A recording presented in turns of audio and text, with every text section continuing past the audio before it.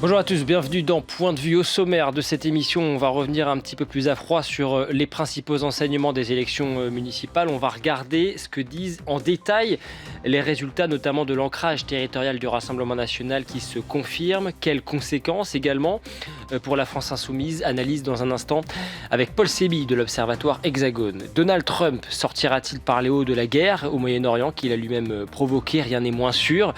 Alors que les négociations patinent, on en parlera avec le spécialiste des relations internationales Emmanuel Véron. Et puis un témoignage particulièrement fort pour conclure cette émission, ce sera avec le capitaine de la Légion étrangère, le capitaine Nicolas Brault. Un formidable éloge de l'engagement, de la bonne autorité sur le terrain. C'est en tout cas ce qui ressort de son dernier livre passionnant. On en parlera avec lui. Ce sera en troisième partie.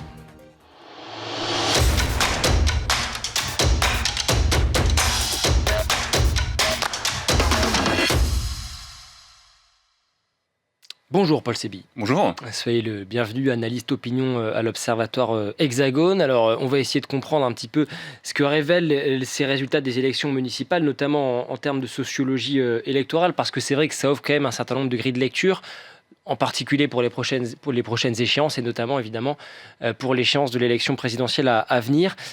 D'abord parce que c'est vrai que c'est un peu la question que tout le monde se pose. Est-ce que quand vous analysez un petit peu ces résultats, vous tirez des enseignements nationaux quand même de ces scrutins qui sont pour le coup locaux? Alors, il y a quand même des enseignements effectivement nationaux qu'on peut dessiner, mais qui sont peut-être indirects. C'est-à-dire que, par exemple, on parlait du RN et de ses victoires dans certaines villes. Ça va avoir un effet plus ou moins indirect. C'est-à-dire que une installation dans une ville permet d'avoir un ancrage et ensuite d'avoir des relais d'opinion.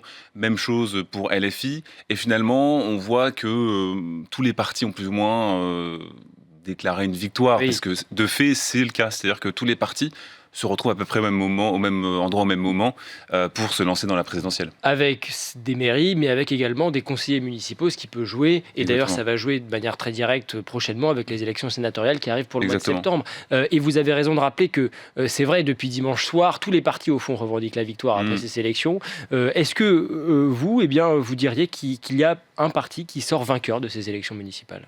Alors, c'est peut-être pas moi personnellement, mais ça rejoint ce que la majorité des Français ont déterminé comme le gagnant, c'est le RN, c'est vrai.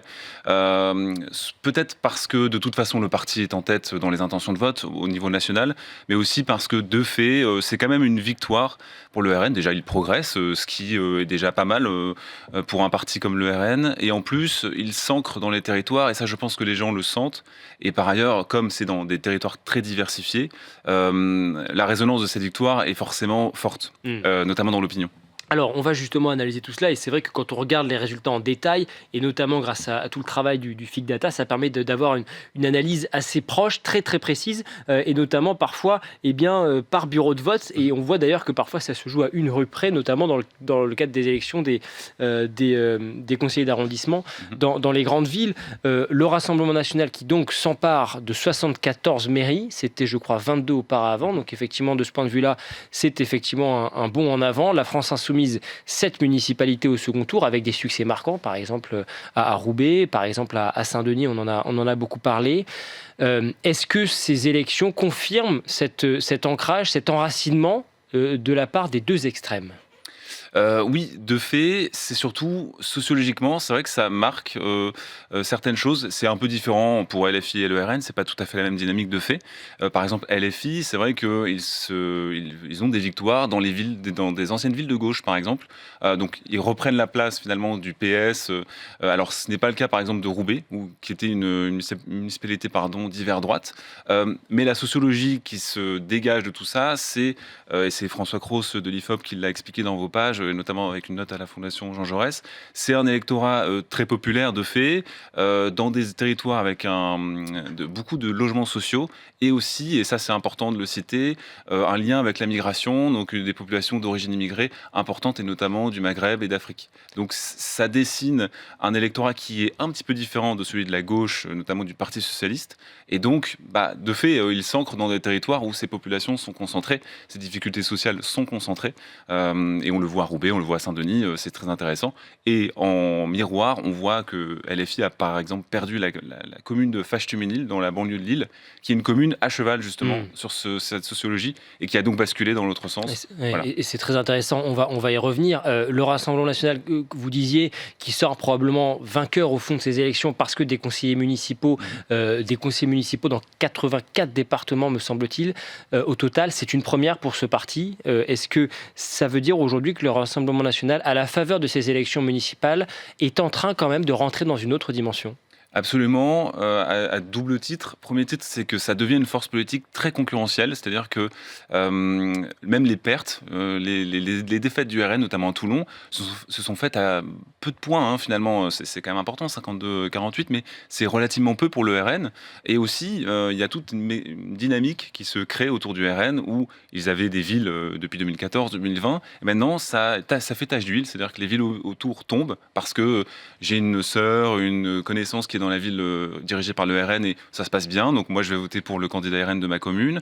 Il y a évidemment l'ancrage dans notre territoire, comme les Alpes-Maritimes, le Var, c'est assez impressionnant de voir le renversement de pouvoir vis-à-vis de la droite là-bas, et aussi des victoires, des têtes de pont, notamment je pense à Carcassonne ou à Castres, ça c'est impressionnant, dans le Tarn, qui est une terre assez divisée, mais où le RN a réussi à s'implanter à la faveur d'une course à 5, mais quand même, ça va avoir un effet très très fort, surtout dans une commune plutôt qui va bien, quoi, finalement. Est-ce que vous diriez que le Rassemblement national a réussi à gagner ce pari de la respectabilité ? Parce que là aussi, c'était un enjeu important, et on en avait beaucoup parlé lors de l'élection de cette vingtaine de mairies il y a 6 ans. Aujourd'hui, ce sont 20 maires qui sont RN sortants qui sont réélus sur, je crois, 22.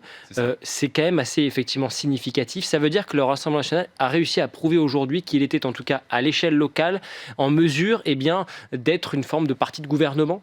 Absolument, les maires ont été réélus et de façon très large, hein. C'est assez impressionnant. En moyenne, au premier tour, c'était 66% des voix. C'est exceptionnel pour un parti, et en particulier pour le RN, qui est un parti dont on avait une forme de méfiance, vis-à-vis duquel on avait une forme de méfiance. Et là, c'est un petit peu tombé, et c'est important parce que c'est vraiment le point négatif du RN. C'est-à-dire que les gens sont très méfiants du passé, mais aussi de les affaires, etc. Et on voit qu'au local, les villes sont bien gérées, et parce que c'est un argument électoral de premier plan pour le RN, c'est qu'ils reviennent généralement dans des communes mal gérées et remettent d'équerre les finances. Est-ce qu'il n'y a pas quand même un élément qui peut peut-être venir tempérer cela, à savoir le fait que dans beaucoup de municipalités, les candidats sortants, ou en tous les cas les candidats RN, n'ont pas affiché le logo du Rassemblement national sur leurs affiches, et vous évoquiez par exemple le cas assez emblématique de Laure-Lavalette à Toulon, qui ne s'est absolument pas revendiqué du Rassemblement national, même si chacun connaît ses responsabilités au sein du parti. Mais est-ce que ça ne vient pas quand même tempérer ces résultats qui sont certes flatteurs pour le RN ? Oui, de toute façon, il faut relativiser la victoire. On parle que de 70 villes, c'est pas non plus un raz-de-marée, et Toulon en est le bon exemple. Maintenant, oui, Laure-Lavalette, sur le local, tout le monde sait qu'elle est RN. Maintenant, c'était sa première tentative. Donc elle était relativement méconnue des Toulonnais. Et ça, c'est un point très important, parce que autant l'étiquette nationale n'a pas beaucoup d'importance pour une élection municipale, mais c'est quand même des relais d'opinion, les gens savent. C'est-à-dire qu'à Toulon, elle était députée locale. Toutes les communes, quasiment la plupart des communes dans lesquelles le RN a gagné a eu des victoires, sont des communes dans des circonscriptions RN. Donc, mais ça fait mauvais genre de s'afficher RN aujourd'hui quand on est candidat aux élections municipales ? C'est pas que ça fait mauvais genre, c'est que ça ne suffit pas. Et donc les électeurs le savent, les candidats le savent aussi. Donc autant, en fait, ça n'a pas d'intérêt. Et c'est ce qu'avait bien compris Louis Alliot, à Perpignan, quand il a gagné en 2020, et qu'il a diffusé à Castres. Marine Le Pen, Jordan Bardella ne sont pas allés soutenir le candidat Florian Azéma. C'est Louis Alliot qui est allé là-bas. Parce que c'est une figure locale, identifiée. Donc c'est pas que c'est un frein, c'est que simplement ça n'a aucun intérêt finalement pour le RN au niveau local, parce que les gens attendent des choses concrètes et une confiance. Et ça c'est nouveau aussi, c'est la confiance accordée à des personnes inconnues finalement. Puisqu'on parle de ces élections et quand même de cette percée du Rassemblement national dans ces élections, quels sont les principaux bastions, les principaux points d'ancrage du RN, vous qui avez analysé cette carte électorale avec beaucoup de précision, notamment dans le sud, avec des territoires que c'est pas vraiment une surprise. En réalité, on retrouve le Var, le Vaucluse, le Gard également, c'est ça? Exactement, c'est des territoires où il n'y a pas une surprise, puisque le RN fait des très bons scores depuis longtemps au niveau national. La nouveauté, donc, c'était en 2024, 2022, 2024, les élections législatives, où là, on a vu des députés RN. On a minimisé cette victoire parce on attendait que le RN ait une majorité, et finalement, ça n'est pas été le cas. Mais là, on voit bien l'effet concret de ce qu'a pu donner ces victoires aux législatives, c'est-à-dire notamment dans le Var, dans les Alpes-Maritimes, un renversement complet du rapport de force dans les communes moyennes, finalement. Le RN l'emporte dans les grandes villes contre la droite, qui devient finalement la force locale secondaire quasiment, en soutien parfois au RN. On le voit, le RN à Fréjus par exemple, mais il n'y avait pas de candidat à Saint-Raphaël, à Sainte-Maxime, mais parce qu'il a des liens déjà avec ces maires-là, donc il n'y a pas besoin. Et donc il y a tout un réseau qui se tisse sur des terreaux très favorables au RN. Alors, et pour autant, le Rassemblement national qui échoue qui n'a aujourd'hui aucune grande métropole, qui a aujourd'hui, ça doit être deux villes au-delà de 100 000 habitants à peu près, avec Perpignan et Nice, qui est un allié. Est-ce que ça veut dire qu'il a malgré tout toujours un plafond de verre pour le RN? Oui, et surtout, et là c'est vraiment l'enjeu sociologique qui joue dans les grandes villes.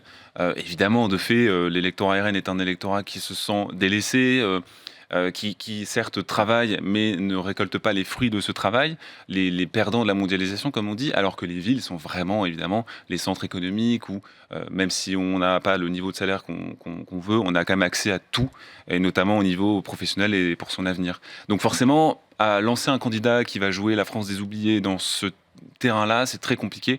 On l'a vu avec Thierry Mariani, qui était vraiment sans doute le contre-exemple parfait du candidat qui n'était pas adapté, contrairement à ce qu'a joué Sarah Knafo, par exemple, qui était beaucoup plus adapté à la sociologie. Donc ça minimise évidemment la victoire. Le RN est absent par exemple à Strasbourg, qui est pourtant une commune et un territoire plutôt favorable au RN habituellement, relativement. Mais bon voilà, mais quand même on peut le dire, à Marseille, ça a bien fonctionné. Il n'y a pas eu d'élection du maire local, mais d'un maire RN, pardon.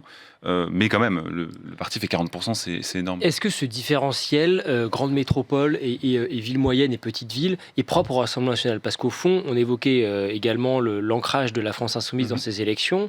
La France insoumise qui n'a aujourd'hui aucune grande métropole également.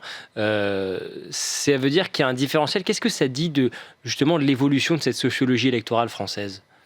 L'élection municipale, elle est très spécifique parce qu'il y a le sociologique qui joue, mais aussi des facteurs comme les enjeux déjà, la sécurité qui était un enjeu très fort, les finances locales, et aussi la figure du maire, le notable local. Et donc ça brouille un peu les pistes, mais de fait on voit quand même, par exemple si on prend les grandes villes tout simplement, on a le centre urbain qui va voter plutôt à gauche. Et tout autour, un cercle de communes de droite.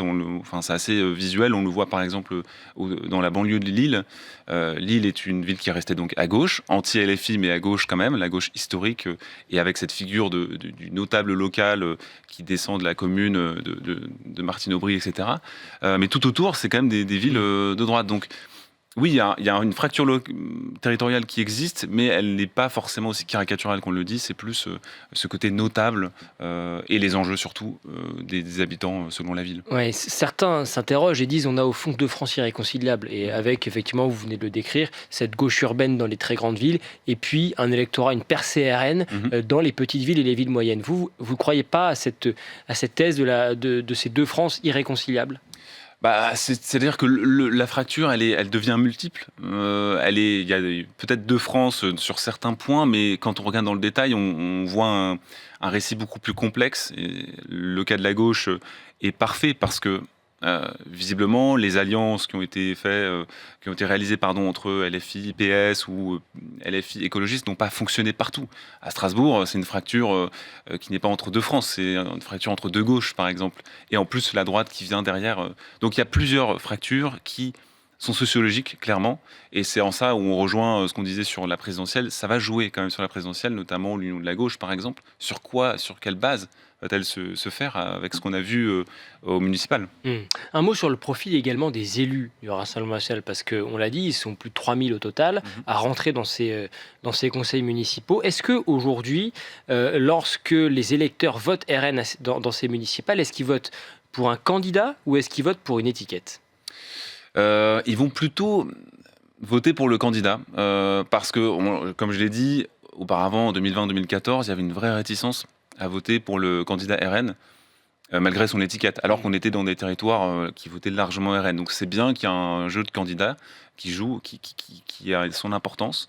Et ça se voit d'autant plus, par exemple, si on prend le cas autour de Hénin-Beaumont et de Bruay-la-Bussière, qui sont les deux villes RN gagnées en 2014 et 2020, bah, ça fait tache d'huile. Et les maires qui sont élus dans ces communes, à Oigny, à Arnes, etc., à Billy-Montigny, c'est des personnes qui sont passées par la mairie d'Hénin-Beaumont, par exemple, qui ont travaillé là-bas, donc qui ont une figure, une expertise locale qui a facilité leur élection. Donc c'est bien le candidat pour lequel on va voter, plutôt que l'étiquette, même si le candidat incarne évidemment quelque chose.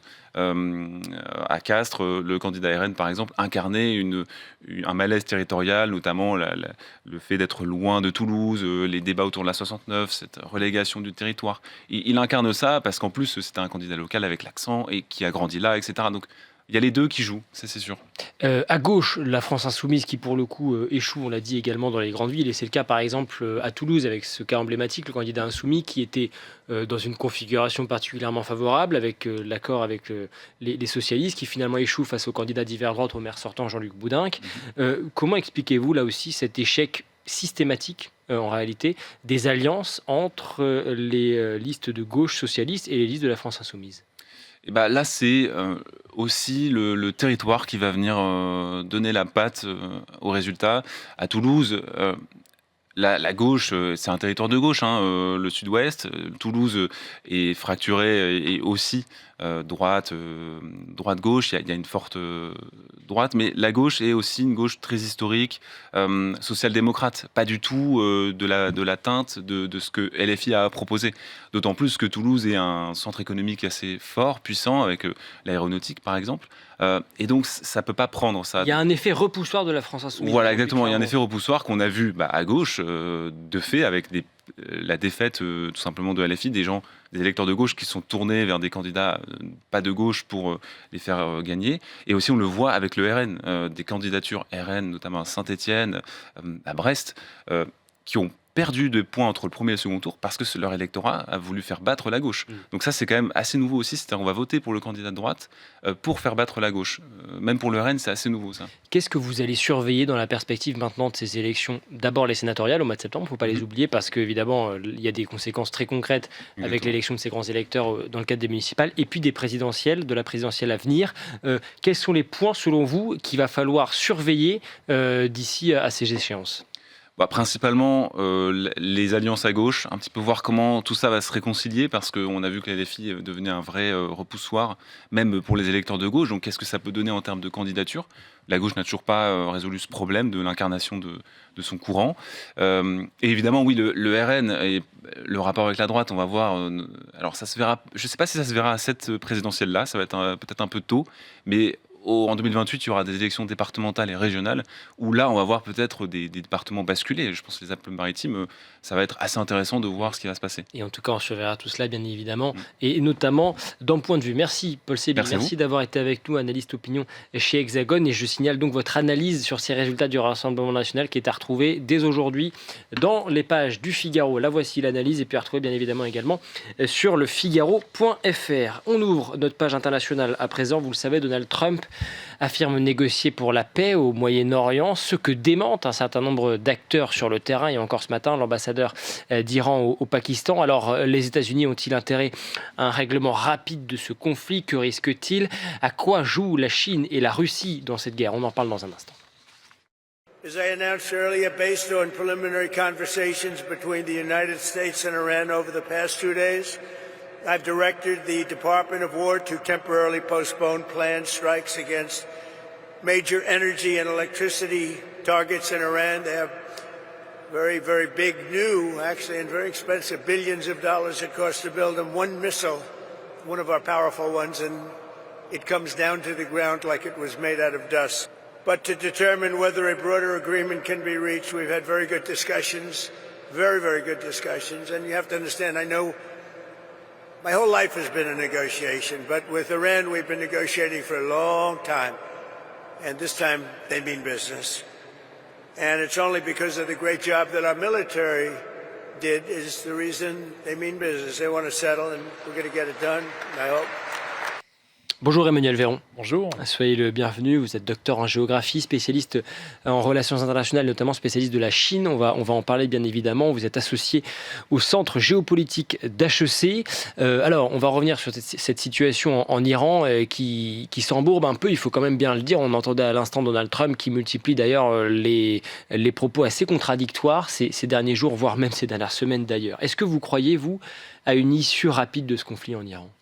Rapide, il faudrait qualifier la temporalité qui est derrière l'idée de la rapidité. Pourquoi ? Parce que, au regard des moyens déployés américains et israéliens, on est déjà à peu près à 1 mois d'opérations militaires. Dans la partie adverse, il y a encore beaucoup de vecteurs, c'est-à-dire des missiles, des drones Shahed qui font des destructions assez significatives et peut-être X lanceurs qui permettent d'envoyer des missiles. Donc le temps qu'on ait ces éléments-là, il va y avoir des opérations militaires, une conduite de les opérations militaires. Donc on est probablement sur un temps de plusieurs semaines, plusieurs mois. Et ce, indépendamment d'effectivement ce que le président Trump peut dire, parfois avec contradiction, le matin après la soirée, le lendemain, la veille, etc.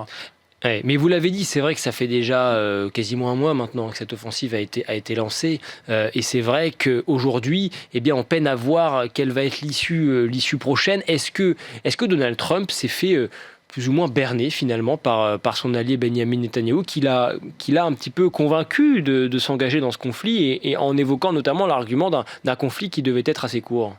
Oui, je ne crois pas comment dirais-je, l'analyse politique qui donnerait une équipe américaine, Trump président des États-Unis, bernée par le Premier ministre israélien et les équipes israéliennes. Pourquoi ? Parce que quand on regarde l'histoire récente, le temps présent, la relation américano-israélienne est très particulière, très intense, très imbriquée.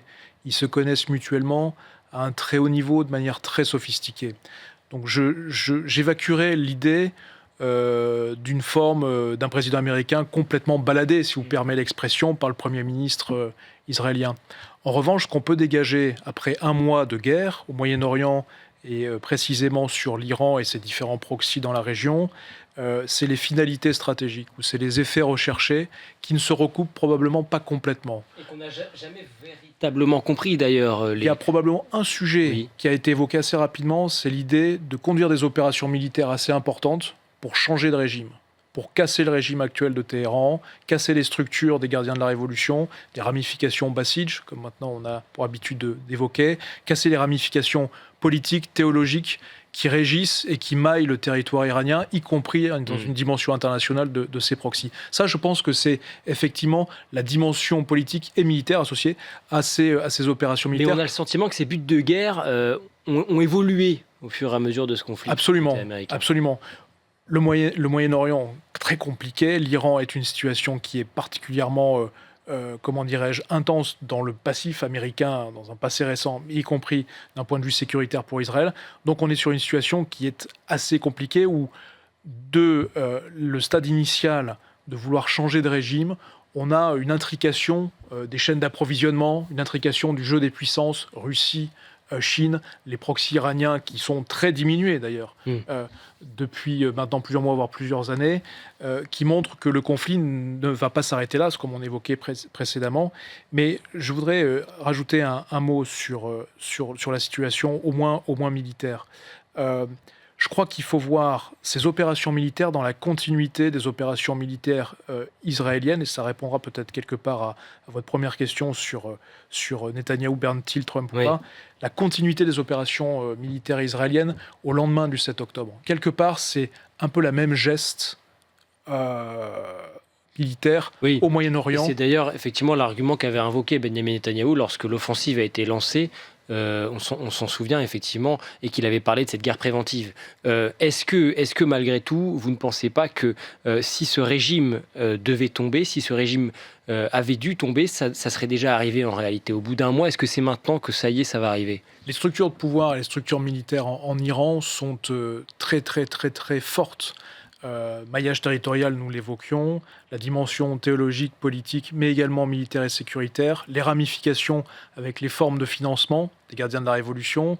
Donc on a une structure politico-administrative qui régit le pays avec des évolutions depuis 1979, donc pratiquement un demi-siècle. Et un demi-siècle, j'allais dire, d'organisation ne va pas être complètement fragilisé ni cassé en 3 semaines ou un mois d'opération militaire. En revanche, ce que l'on observe, c'est qu'il y a les têtes, pour la plupart d'entre elles, sont éliminées. Des strates inférieures sont également fragilisées.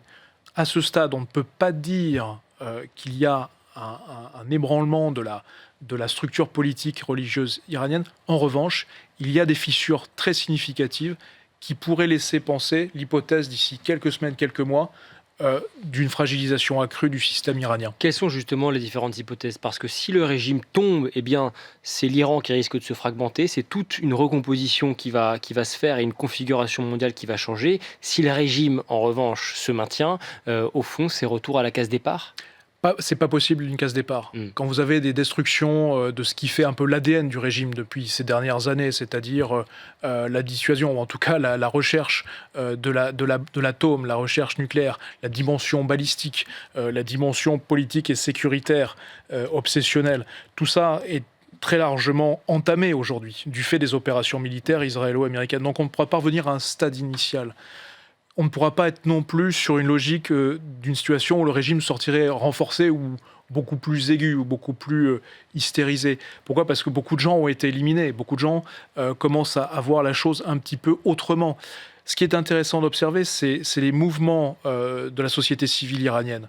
C'est la place de l'armée régulière, si je puis dire, iranienne, la fameuse Artesh, et la possibilité qu'à l'intérieur de cette sociologie iranienne et militaire, il y ait des voix qui émergent ou qui soient dans une possibilité de être une suite au régime iranien.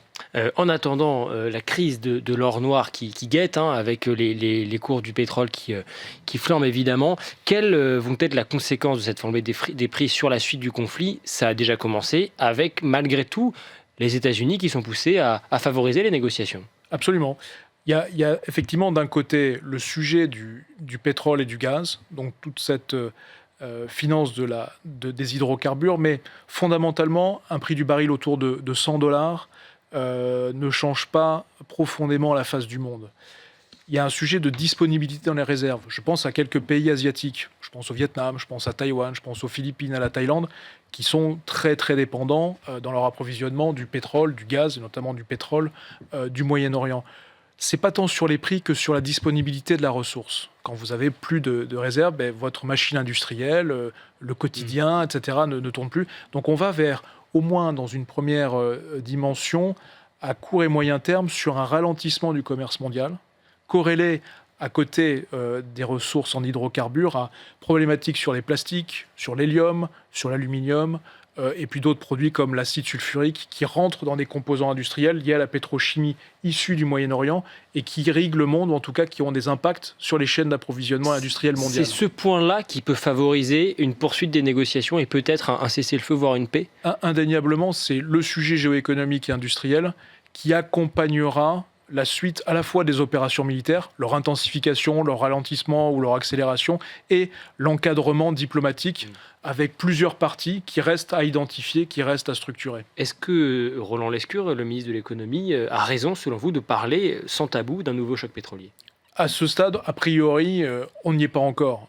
On va vers un sujet, pour certaines sociétés que j'ai mentionnées, notamment en Asie orientale, sur un sujet presque de pénurie, ou en tout cas de disponibilité dans la réserve. Ce qui ne fait pas à ce stade toutes les conditions réunies pour un véritable choc pétrolier tels que nous avons pu les connaître, 1973, premier choc pétrolier, 1979, deuxième choc pétrolier.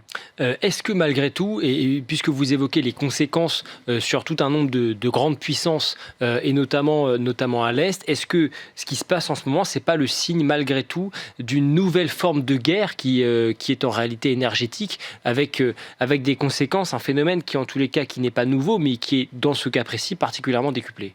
La guerre a plusieurs formes par définition, et les formes peuvent changer en fonction des équilibres politiques, des équilibres militaires d'ailleurs, selon l'ampleur des déploiements et la nature des régions, au sens géographique du terme.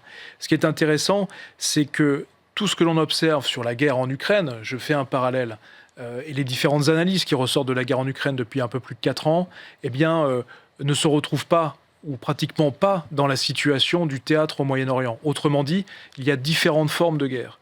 Il y a différents visages, il y a différentes réalités et différentes conclusions. Ce que l'on observe depuis un mois, grosso modo, sur la situation Hormuz, Golfe Persique, Moyen-Orient et Iran, est très largement dominé par la question de la domination aérienne, c'est-à-dire de maîtriser le ciel pour maîtriser et neutraliser des éléments qui sont au sol, donc de missiles, etc., etc. La dimension guerre électronique, qui était un sujet qui est vrai aussi pour l'Ukraine, la dimension missile et de drones, mais de drones essentiellement de fabrication, russo-iranienne, les fameux Shahed, qui ont une portée militaire réelle, tactique, mais qui, dès lors qu'un drone atteint une cible civile ou industrielle, va avoir une caisse de résonance médiatique beaucoup plus importante. Vous avez évoqué les autres puissances, notamment la Chine, la Russie. Au fond, les États-Unis, c'est leur crédibilité qui est en jeu. Et est-ce que finalement, la Russie et la Chine, est-ce que Donald Trump ne leur a pas offert finalement sur un plateau une possibilité de se replacer au centre du jeu à la faveur de ce conflit? Je crois que les pratiques politiques de Donald Trump sont dans une certaine dimension à vouloir resituer les États-Unis au centre du jeu géopolitique international, avec une forme de célérité accrue. Regardez en quelques semaines la question des tarifs douaniers qui vient ébranler les édifices géoéconomiques mondiaux, puis des opérations militaires en mer de Caraïbes pour cibler le Venezuela et le régime de Maduro, dans la continuité, le Groenland, qu'on a par ailleurs oublié, ou en tout cas qui est passé au deuxième rang, et puis des opérations militaires en Iran. Tout ça dans un temps très très ramassé. Et l'architecture derrière cela, le Venezuela, l'Iran, les questions énergétiques, comme vous le rappeliez, voire le pôle Nord avec l'Arctique, ont des résonances avec la géopolitique russe, avec la géopolitique chinoise. Donc il y a indéniablement dans la pratique politique et géopolitique de Trump, toute brutale soit-elle, toute tonitruante soit-elle, souhaite replacer les États-Unis au cœur de l'échiquier géopolitique international dans une logique de rivalité durable avec la Chine, et notamment de taper les édifices géopolitiques qui ont progressivement, sur les 10-15 dernières années, été installés, programmés par la Chine, notamment en Eurasie, avec son partenaire iranien. Mais s'il ne parvient pas à faire chuter ce régime, ou bien à prouver de manière absolument certaine que le programme nucléaire iranien est démantelé, ce qui en réalité est quasiment impossible à prouver, en tous les cas, aujourd'hui, personne ne peut le prétendre. Est-ce que finalement, ce n'est pas une défaite pour Donald Trump face notamment aux autres grands prédateurs que sont notamment la Chine et la Russie? Je ne pense pas qu'on puisse, à ce stade, qualifier de défaite. Parce que, les opérations militaires sont en cours. Il y a clairement une pression américaine qui est très forte, exercée sur le régime iranien, mais par là même sur la Chine. Trump, dans le cadre de la guerre en Iran, a annulé, reporté son déplacement en Chine, alors même que la partie chinoise était très demandeuse de rencontrer Trump, et en lui envoyant des signaux diplomatiques assez forts, directs d'ailleurs, de vouloir le recevoir et de s'afficher dans une co-gestion du monde à travers un G2. D'un côté la puissance américaine, de l'autre la puissance chinoise. Et vous voyez que là, on parle finalement plus de la Russie dans ce jeu-là. Donc je ne pense pas qu'on puisse dire que Trump est dans une logique de défaite, non plus de donner du crédit à la Chine et à la Russie. En revanche, ce qui est intéressant, c'est de regarder le jeu à moitié dans l'ombre, chinois en soutien ou en demi-soutien de l'Iran, et en revanche le soutien beaucoup plus clair, beaucoup plus direct de la Russie au régime iranien. Et c'est là où on voit les différentes approches, j'allais dire, en matière de politique étrangère, de diplomatie, d'un côté de la Russie et de la Chine, face à la rivalité américaine. Et cet engagement chinois que vous évoquez, ce qui est à souligner, c'est qu'il est assez nouveau en réalité, avec notamment la livraison de matériel de la part des Chinois à l'Iran. Ça, c'est nouveau. À quoi joue la Chine aujourd'hui ? Elle a besoin du pétrole d'abord, du pétrole qui passe par ce fameux détroit d'Ormuz ? Oui. Par le détroit d'Ormuz, à peu près 45, on peut aller jusqu'à 50% du pétrole importé chinois par Ormuz. Et c'est 10% d'Iran. Donc la Chine joue gros également sur ce... Et donc c'est un centre vital, c'est un point vital pour la Chine, pour son économie, pour son industrie, mais par là même pour l'industrie mondiale et pour la demande mondiale. Rappelons simplement les chiffres qui sont absolument impressionnants. 1200 milliards d'excédent commercial en 2025 pour la Chine. C'est-à-dire que la Chine a une balance commerciale excédentaire et a su tirer des profits à hauteur de 1200 milliards de dollars avec son commerce dans le monde. Donc le sujet est fondamental pour la Chine. Et puis il y a les autres... produits, j'allais dire, qu'on évoquait précédemment, qui rentrent dans l'industrie, l'hélium, les plastiques, les acides sulfuriques, et puis également les engrais, les fertilisants, enfin les engrais pour les grandes fermes du monde, brésiliennes, chinoises, asiatiques, etc. Donc c'est bien pour cela que la Chine va essayer d'avoir un encadrement diplomatique, va essayer de capitaliser sur un surengagement américain au Moyen-Orient pour délégitimer la puissance américaine comme étant la puissance agressive, la puissance qui va déclencher des guerres. La Chine essaiera de capitaliser là-dessus, tout en étant dans une logique, ce qu'elle fait depuis de nombreuses années, c'était son agenda intime, j'allais dire, de diversifier ses partenariats. Mais demeure ce point central du détroit d'Ormuz. Vous avez beau diversifier vos partenariats avec le Koweït, l'Arabie Saoudite, le Qatar, l'Iran, etc.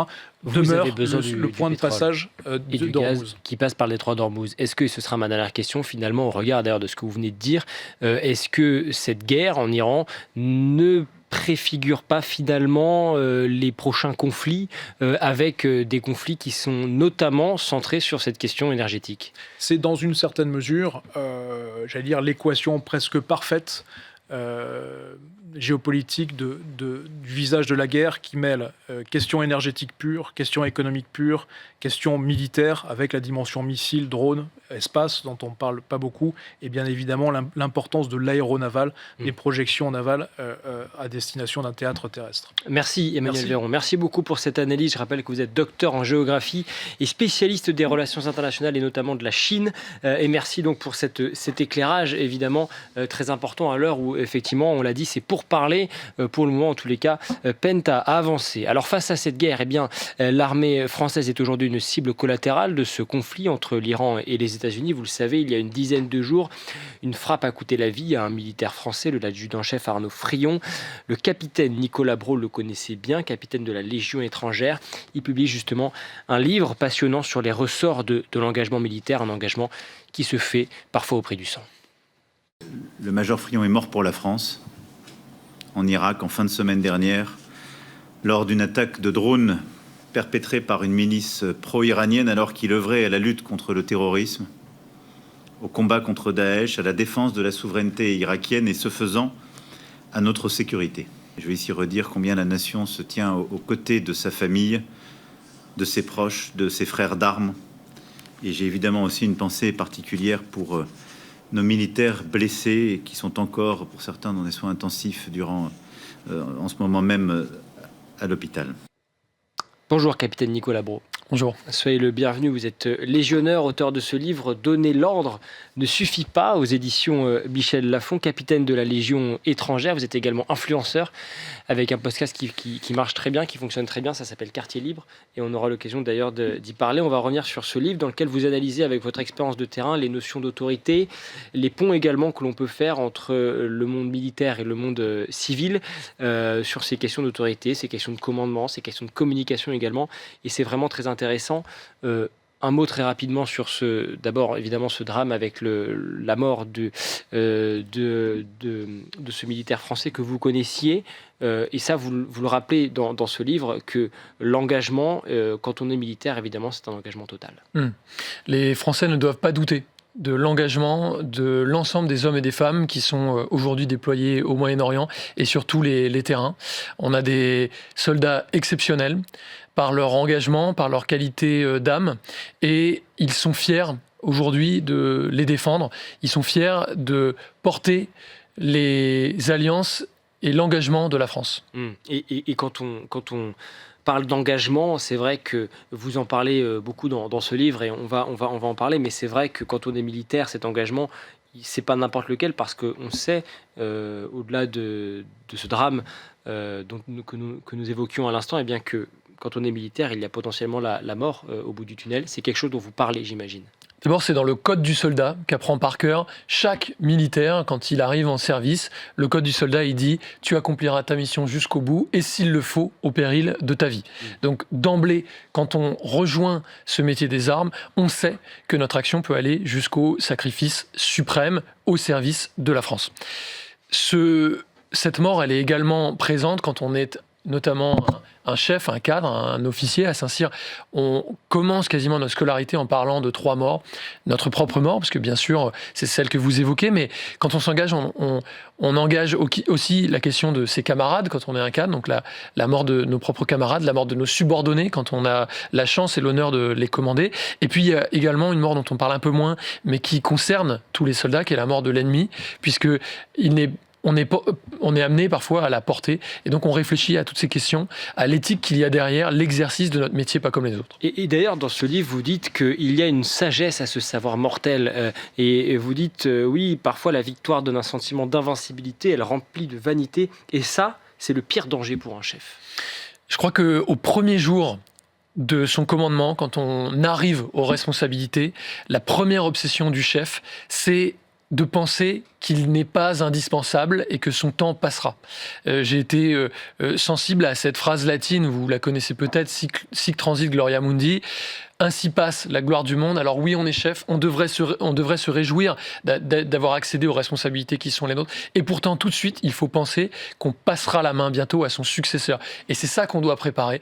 Dès le premier jour de son mandat, de son commandement, on doit préparer la suite, parce qu'on est, nous, seulement de passage.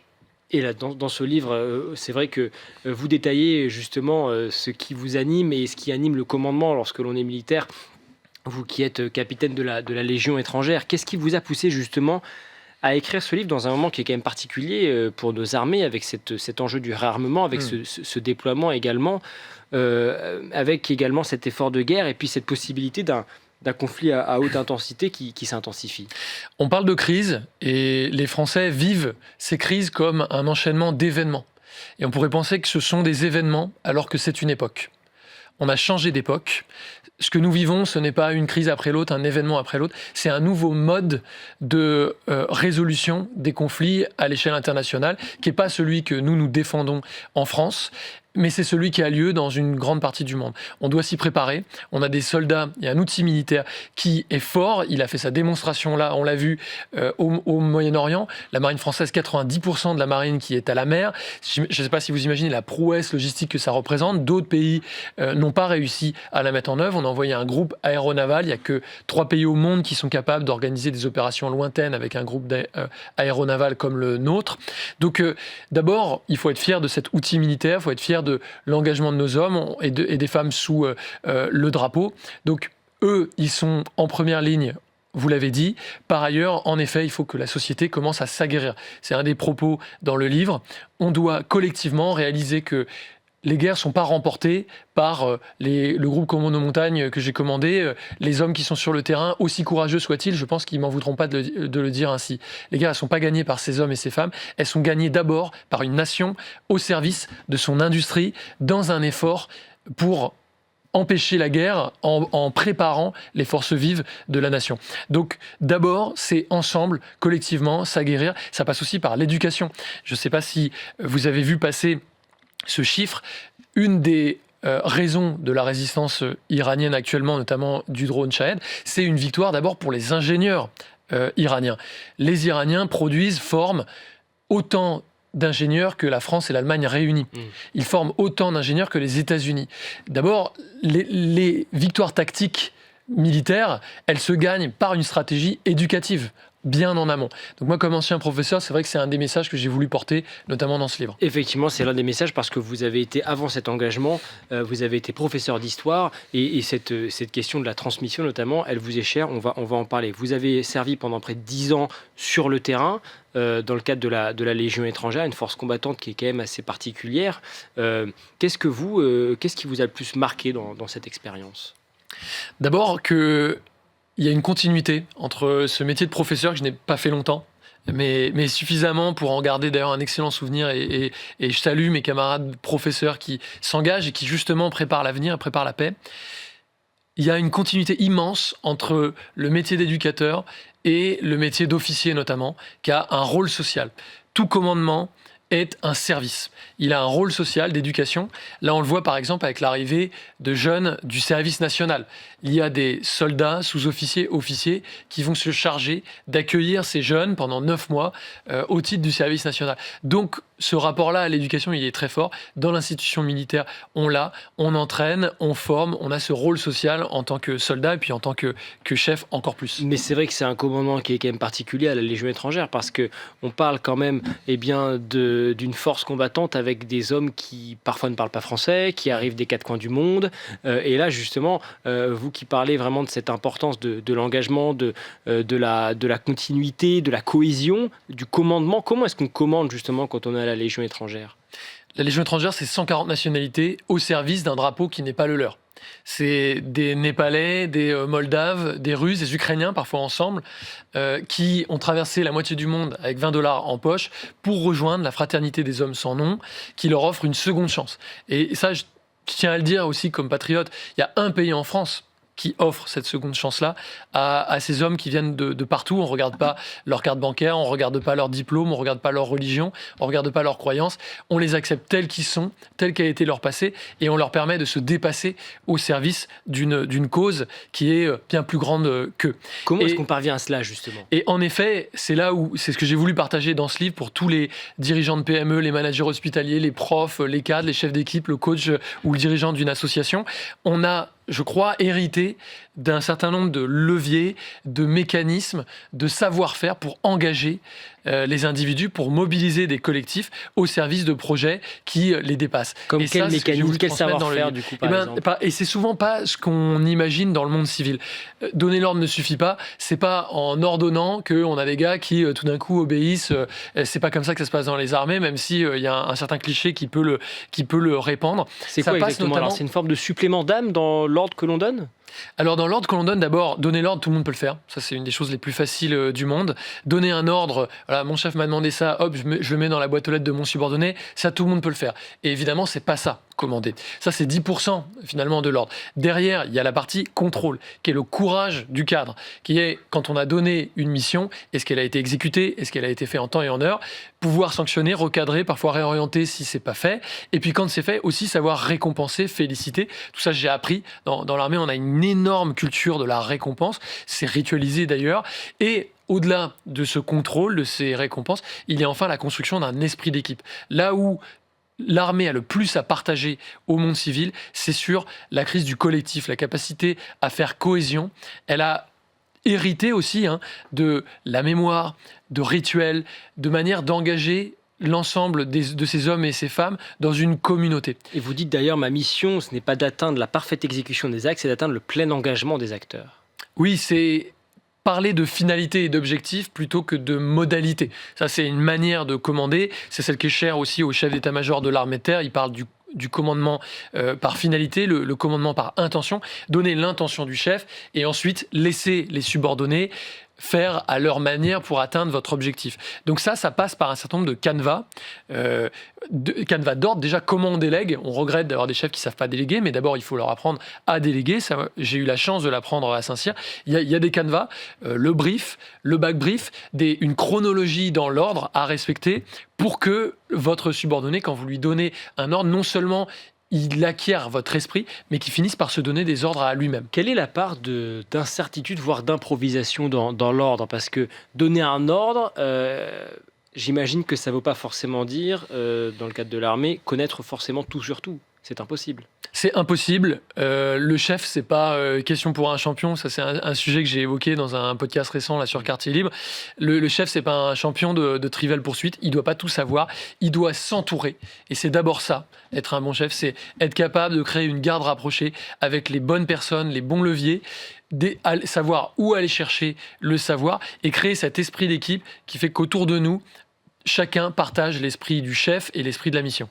Alors, très intéressant, dans votre podcast, justement, vous avez récemment reçu l'ancien chef d'état-major des armées, le général Pierre de Villiers, et vous lui posez justement cette question du lien entre l'ordre, le commandement et puis l'obéissance. Voilà ce qu'il vous répond. Je n'étais pas un bon élève. Je n'aime pas les bons élèves. J'aime bien les gens qui ont de la personnalité. Parce que l'obéissance, ce n'est pas la servilité, ce n'est pas le faillotage, ce n'est pas la courtisanerie, c'est tout l'inverse. Si on veut de l'initiative, si on veut que la machine tourne, il faut du caractère, du courage. C'est ce qui manque le plus aujourd'hui. C'est très intéressant, très important ce qu'il dit, le général de Villiers, là. L'obéissance n'est pas la servilité. Comment est-ce qu'on gère ça quand on est militaire ? Comment est-ce qu'on apprend bien cela ? D'abord, l'obéissance, c'est pas une relation à sens unique. C'est d'abord un respect mutuel entre le chef et son subordonné. Il y a ça passe par l'exigence, ça passe par l'écoute. Les meilleurs chefs que j'ai eus, c'était des chefs qui étaient exigeants. Ça, c'est quasiment vrai pour n'importe quel chef, dans n'importe quelle situation. C'est rarement les chefs gentils qu'on retient et c'est rarement à ces chefs qu'on a envie d'obéir. D'abord, les chefs les plus exigeants, ceux qui nous font sentir qu'ils réclament de nous un dépassement qui sert non seulement à la cause qu'on s'est donné pour objectif de service, et en même temps qui sert à notre propre développement. Donc ça, c'est le premier point. Ensuite, un chef qui nous écoute. Il faut être capable aussi d'entendre ses subordonnés. Il faut être capable d'avoir une équipe dans laquelle on nous dit quand on pense que nos décisions ne sont pas les bonnes. Ça veut dire qu'un ordre, ça se discute ? Ça veut dire qu'il y a un temps pour la discussion. Et que la discussion, c'est une affaire de temporalité. Il y a eu des moments où, oui, j'ai eu des subordonnés qui sont venus me voir en mettant les formes. Et ça, encore une fois, c'est pas très connu des armées, mais ça existe beaucoup.